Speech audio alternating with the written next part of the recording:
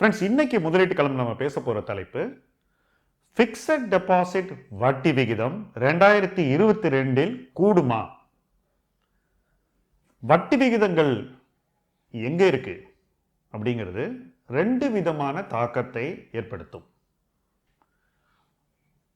Fixed டெபாசிட்ல deposit பண்ற வாடிக்கையாளர்களுக்கு கிடைக்கக்கூடிய வட்டி விகிதம் பணவீக்கத்தை விட அதிகமாக இருக்க வேண்டும். இல்லைன்னா என்ன ஆகும்? அவங்க பணம் மதிப்பு இழந்து கொண்டே போகும். ஸோ பணவீக்கம் அதிகமாக இருந்து வட்டி விகிதம் குறைவாக இருந்தா ஒவ்வொரு வருஷமும் நமக்கு வட்டி கிடைச்சா கூட நம்முடைய பணத்தின் மதிப்பு குறையும்.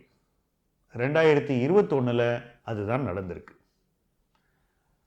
அதே சந்தர்ப்பத்தில் வட்டி விகிதங்கள் குறைவாக இருந்தால் கடன் வாங்குபவர்களுக்கு அது சாதகமான ஒரு சூழ்நிலை.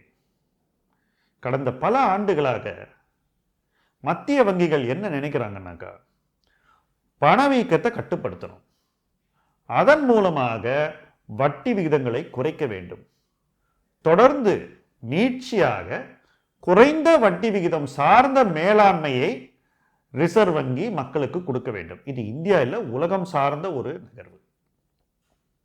அப்படி குறைந்த வட்டி விகிதம் இருக்கும்போது, பணவீக்கம் கட்டுப்பாட்டுக்குள்ள இருக்கும்போது நிறைய பணத்தையும் புழங்க விட முடியும்.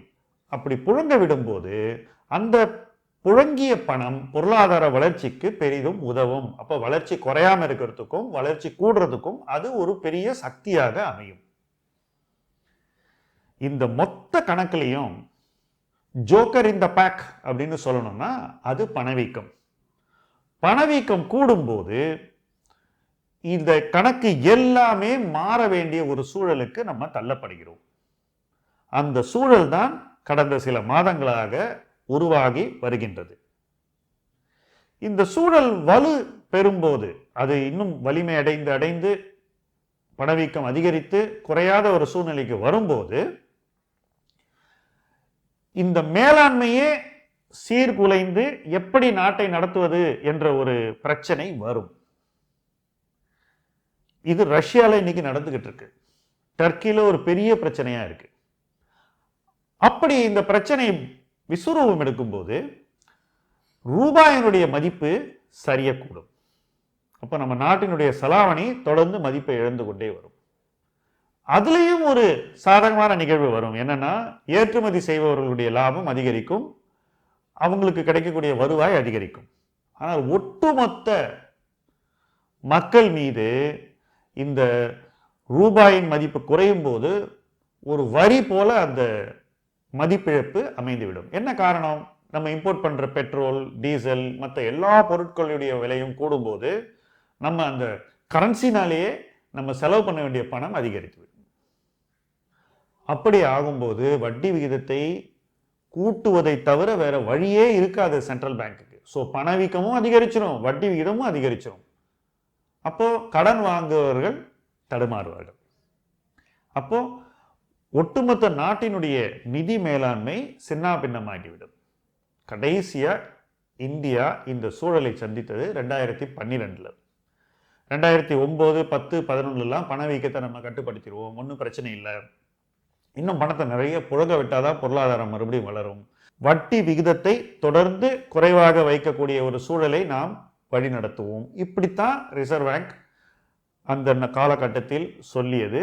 ஆனால் இது கண்ட்ரோல் இல்லாம போனதுல என்ன ஆச்சுனாக்கா, சடனா ஒரு நைட்டு 10 மணிக்கு போய் ரிசர்வ் வங்கி ஆபீஸை திறந்து கவர்னர் வட்டி விகிதத்தை கூட்டினார். அது எவ்வளவு? 2.25% ஒரே நாளில் கூட்டிட்டார்.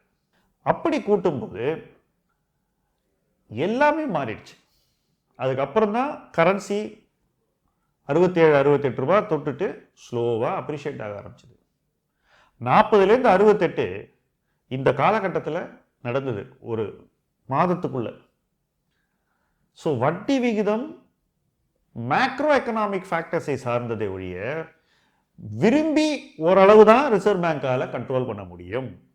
பொருளாதார குறியீடுகள் கண்ட்ரோல்ல இல்லாத போது வட்டி விகிதம் கூடுவது தவிர்க்க இயலாத ஒரு நிகழ்வு. இதுவரைக்கும் ரிசர்வ் பேங்க் பணவீக்கத்தை நான் கண்ட்ரோல் பண்ணிடுவேன், எப்படியாவது அது இம்ப்ரூவ் ஆகிடும், இன்ட்ரெஸ்ட் ரேட்டை கூட்ட வேண்டிய சூழ்நிலை இப்போதைக்கு இல்லை. ஏன்னா வளர்ச்சிக்கு அது முக்கியம்னு 10 வருஷம் முன்னாடி சொன்ன அதே காரணத்தை இன்னைக்கு சொல்றாங்கன்றதுதான் உண்மை. ஒருவேளை ரிசர்வ் பேங்க் லக்கியா இருந்து இன்ஃப்ளேஷன் குறைஞ்சதுனாக்கா இதை நம்ம மேனேஜ் பண்ணிடலாம். ஆனால் என்னுடைய கணிப்பில் அடுத்த வருஷம் உறுதியாக வட்டி விகிதங்கள் கூடும். நார்மல் கோர்ஸ் ஆஃப் ஈவெண்ட்லேயே இன்ட்ரெஸ்ட் ரேட்டை கூட்ட வேண்டிய இடத்துல தான் நம்ம இருப்போம். அப்படி கூடும்போது எஃப்டி இன்வெஸ்ட்மெண்ட்ஸில் கிடைக்கக்கூடிய ரிட்டர்ன்ஸ் ஒரு 0.5%லேருந்து 1% வரைக்கும் கூடும்ன்றது என்னுடைய கணிப்பு நெக்ஸ்ட் இயரில்.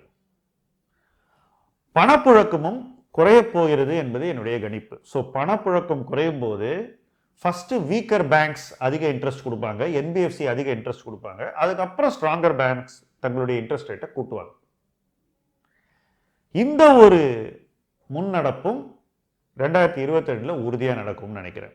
ஆனால் இன்றைக்கு உள்ள சூழ்நிலையில் என்னுடைய மிக முக்கியமான கவலையே பணவீக்கம் தான். எந்த அளவுக்கு நம்மளால இதை கண்ட்ரோலில் வைக்க முடியும்ன்றது எனக்கு நிச்சயமாக கவலையாக இருக்கிறது. அதில் மாற்று கருத்தே இருக்க முடியாது.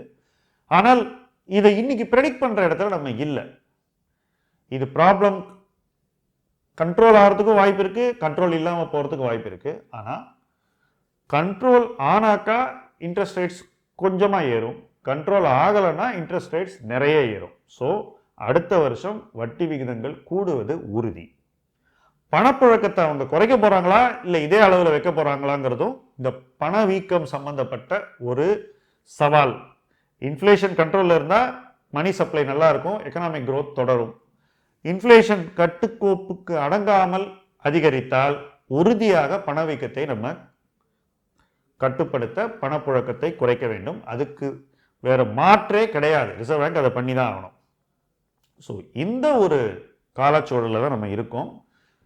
இந்த ஒரு காலச்சூழலில் வட்டி விகிதங்கள் நமக்கு இன்னைக்கு ஒரு சிக்கலாக இருந்தாலும் அடுத்த வருஷம் கொஞ்சம் ரிலீஃப் கிடைக்கும்னு நினைக்கிறேன். ஆனால் நமக்கு தேவையான ரிலீஃப் இன்ட்ரெஸ்ட் ரேட்டில் இல்லை, இன்ஃப்ளேஷனில் தான். ஏன்னா இன்னைக்கு இன்ட்ரெஸ்ட் ரேட்டுக்கு மேலே இன்ஃப்ளேஷன் இருக்கு.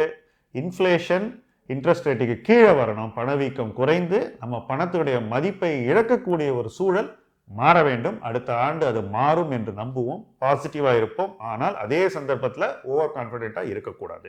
இதுதான் என்னுடைய ஃபிக்ஸட் டெபாசிட் பற்றிய பார்வை. தொடர்ந்து இந்த பயணத்தில் நீங்கள் எங்களோட வர வேண்டும் என்பதே எங்களுடைய விருப்பம். முதலீட்டு களம் உங்கள் களம். நன்றி.